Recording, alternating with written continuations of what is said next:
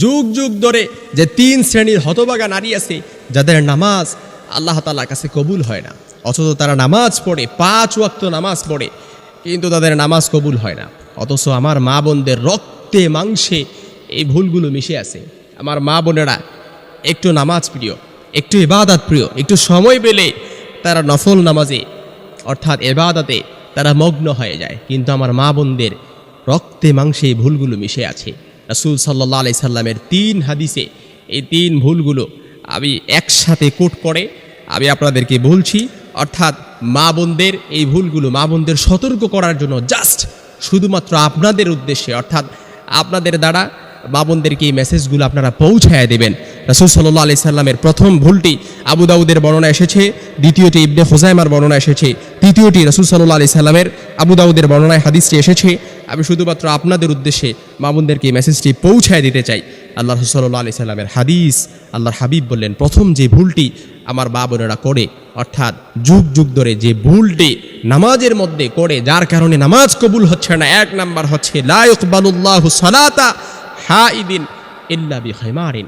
আল্লাহ রাসূল সাল্লাল্লাহু আলাইহি সাল্লাম বলেন, যার কারণে নামাজ কবুল হয় না মহিলাদের, আল্লাহ তাআলা প্রাপ্তবয়স্ক নারীদের নামাজ কবুল করেন না যতক্ষণ না তারা নামাজের মধ্যে খিমার ওড়না ব্যবহার না করে।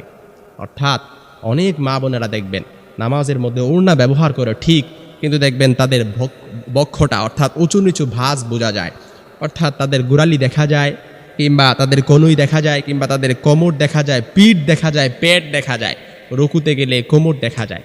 অথচ তাদের সতর হচ্ছে কি, তাদের পায়ের পাতা থেকে শুরু করে হাতের গোড়ালি, তারপর চুল, এগুলো সব কিছু ঢাকা থাকতে হবে, উঁচু নিচু ভাঁজ, তারপর বক্ষটা পুরোটা ঢাকা থাকতে হবে। এখন বাজারেও নামাজের খিমার পাওয়া যায়, ওড়না পাওয়া যায়, বক্ষটা পুরোপুরি ঢাকা থাকতে হবে যাতে কোনো উঁচু নিচু কোনো ভাঁজ তাদের বোঝা না যায়। কারণ পুরোপুরি সতর যদি আবৃত না থাকে কোনো নামাজ আল্লাহ তাআলার কাছে কবুল হবে না। এটা আমার কথা না, রাসূলের হাদিস, আবু দাউদের বর্ণনায় হাদিসে এসেছে, লা ইকবালুল্লাহু সালাতা হাইদিন ইল্লা বিখিমারিন।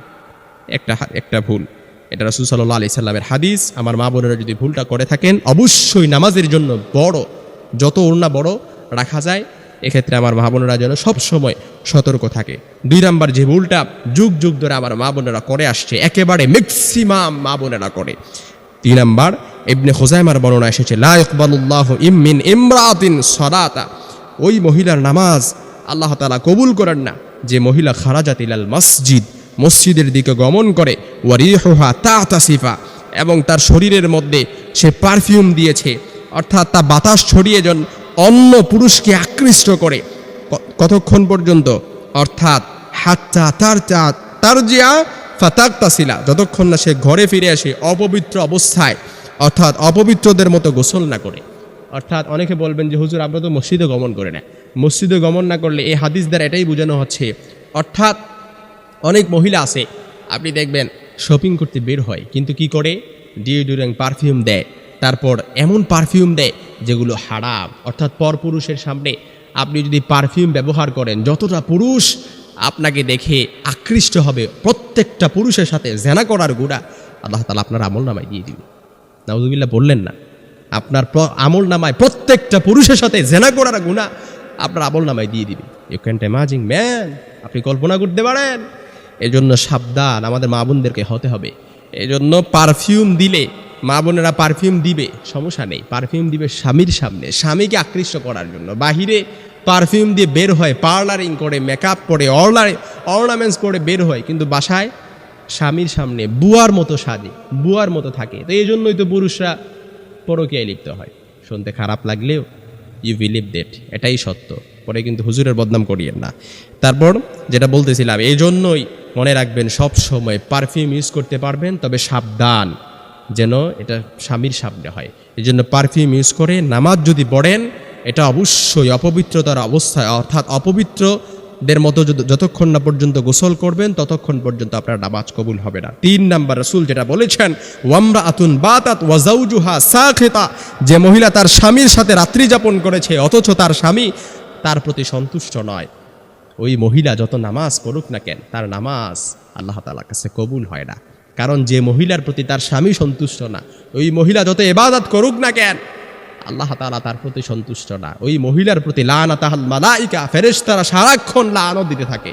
এই জন্য আমার মা বোনেরা সবসময় মনে রাখবেন, স্বামীর প্রতি তিলে তাল হয়ে গেলে একটু যদি চুন আনতে পান খসে, কি একটা কথা আছে না আঞ্চলিক ভাষায়, মনে রাখবেন স্বামীর সাথে একটু মনোমালিন্য হবে। অর্থাৎ স্বামী স্ত্রী একই ছাদের নিচে যদি থাকেন, কখনো রোদ কখনো বৃষ্টি, এটা হবে, এটা স্বাভাবিক। এটা যদি না হয় তাহলে ভালোবাসা মহব্বত বৃদ্ধি হয় না, এটা হবে স্বাভাবিক। কিন্তু কখনো যেন এই ভালোবাসার মধ্যে ভাটা না আসে, কখনো যেন চৈত্র মাস না এসে যায়। এই জন্য সবসময় মনে রাখবেন, এই ভালোবাসার মধ্যে যেন কখনো জোয়ার অর্থাৎ ভাটা না আসে, এটা সবসময় খেয়াল রাখবেন। কারণ মহিলার প্রতি যদি স্বামী অসন্তুষ্ট থাকে, নারীদের প্রতি যদি স্বামী অসন্তুষ্ট থাকে, ওই নারী যত ইবাদত করুক না কেন, যত কিছুই করুক না কেন, ওই মহিলার প্রতি আল্লাহ অসন্তুষ্ট থাকে, আর মহিলার নামাজ আল্লাহ তাআলা কবুল করে না। এই জন্য এই মহিলা আমার মা বোনদের এই 3টি ভুল সংক্ষিপ্ত পরিসরে বলে দিয়েছি। আল্লাহ তাআলা এই 3টি ভুল থেকে আমাদের মা বোনদেরকে বেঁচে থাকার তৌফিক দান করুন।